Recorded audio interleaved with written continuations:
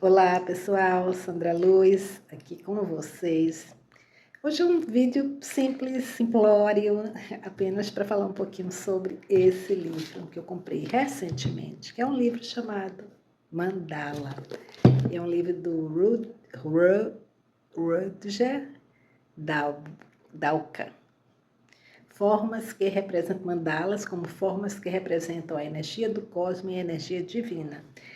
E traz na capa uma mandala e ele abre com um prefácio que eu achei muito interessante. Vou ler o trechinho para vocês. Há uma coisa que eu achei muito legal em relação ao autor.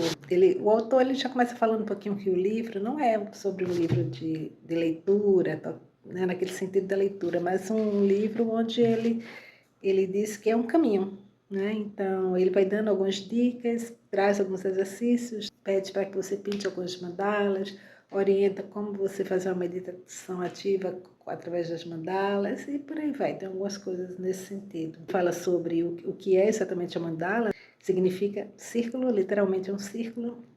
Na consciência da maioria das pessoas, as mandalas têm efetivamente algo relacionado com o Oriente, só que ele fala que não exatamente, e que nem sempre foi isso, né? As mandalas se encontram na raiz de todas as culturas e estão presentes em todo ser humano.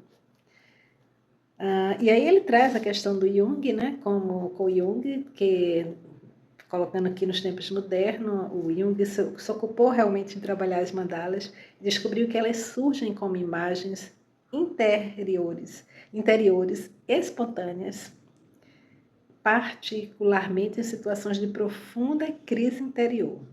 Por isso, ele ressalta o fato de que o estilo gótico, com suas rosáceas, ter aparecido numa época particularmente difícil da história da humanidade. Prefácio que não é escrito pelo autor, né, mas é escrito por uma outra pessoa.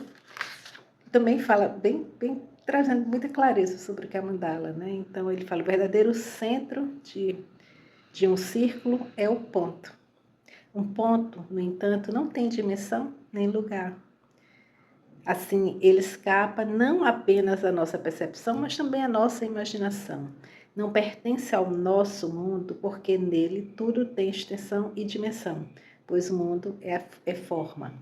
O ponto, contudo, faz parte de uma outra ordem de ser. Existe para além do símbolo, é metafísico.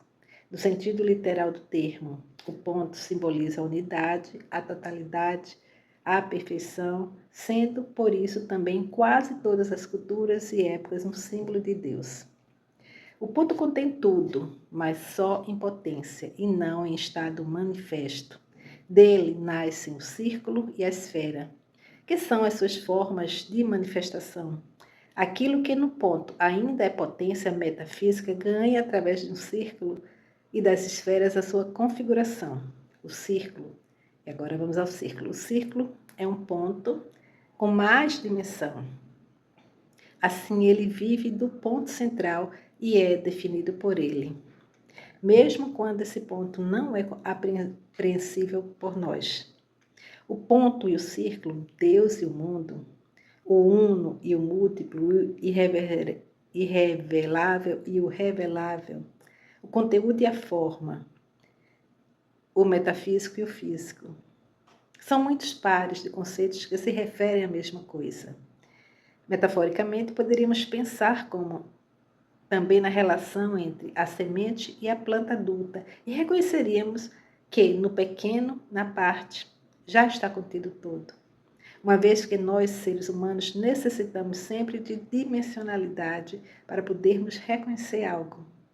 Dessa forma, o homem necessita, no mundo das formas visíveis, para ser capaz de reconhecer nele o invisível.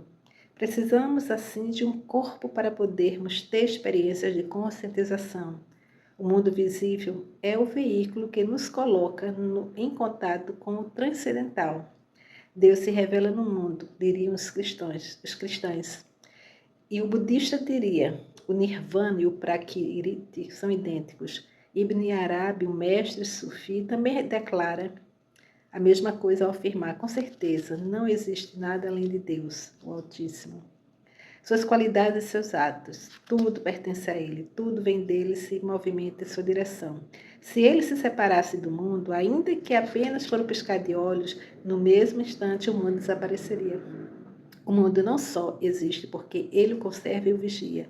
No entanto, a luz que emana, seu aparecimento é tão potente que supera a nossa capacidade de percepção.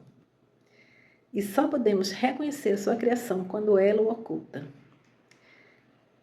Esta identidade entre Deus e o mundo, entre realidade e ilusão, esconde um grande mistério, pelo qual muitos costumam passar com demasiada rapidez. A compreensão correta dessa relação paradoxal pode nos proteger de duas atitudes extremas, a que muito facilmente cedemos, ou nos perdemos no mundo das formas, materialismo, ou tentamos fugir do mundo das formas, com a ilusão de que fora do mundo se poderia encontrar espiritualidade, mas não podemos escapar do mundo, pois ele existe somente em nossa consciência. Devemos, portanto, utilizar o mundo na nossa caminhada para o centro, para a redenção. Utilizar o mundo significa viver nele, defrontar-se conscientemente com ele, trabalhar nele, brincar com ele, dançar com ele, servindo-se dele como recurso para encontrar o ponto que unifica a multiplicidade. A lei do mundo é o movimento. A lei do centro é a quietude. Viver no mundo é movimento, atividade, dança. Nossa vida é um dançar constante ao redor do centro, um incessante circundar o uno invisível ao qual nós, tal como centro, como círculo, devemos nossa existência. Vivemos do ponto central, ainda que não possamos perceber, e temos saudade dele. O círculo não pode esquecer sua origem. Também nós sentimos saudade do paraíso. Fazemos tudo o que fazemos porque estamos à procura do centro, do nosso centro, do centro. Por trás de toda ação há o desejo de mudança, e nisso se revela a nossa insatisfação com uma determinada situação. Enquanto estiver no mundo, o homem sempre vai agir e modificar, pois não pode haver no centro uma satisfação permanente. Só quando atingimos o centro, quando pisamos no ponto, é que nos redimimos e nos livramos da insatisfação. Mas onde podemos encontrar esse ponto? Em parte alguma, pois ele não tem localização precisa em toda parte, pois ele é a base de todo ser. Precisamos aprender a traçar nossos círculos, a fazer com que eles se tornem cada vez menores, até que toda a nossa vida gire em torno dele, do ponto.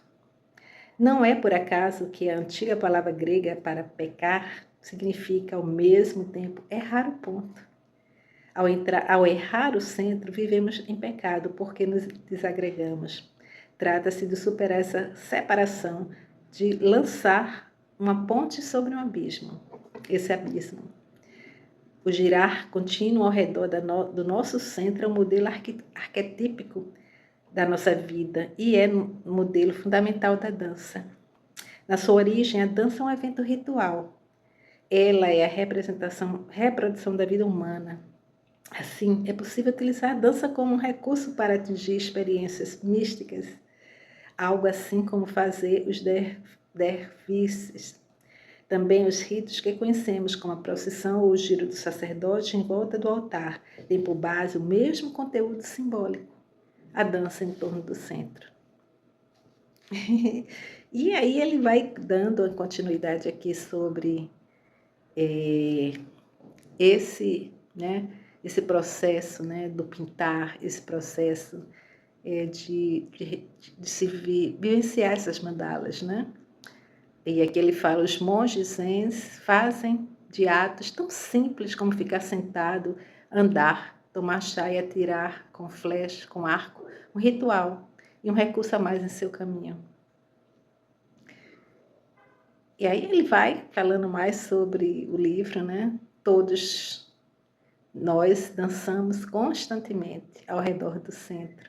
Precisamos, contudo, aprender a viver cada vez mais conscientemente das leis dessa dança E aí ele coloca que esse livro pode ajudar. É sobre isso, sobre mandalas. Gratidão aí pela presença, pelo ponto, né, desse ponto onde a gente se encontra.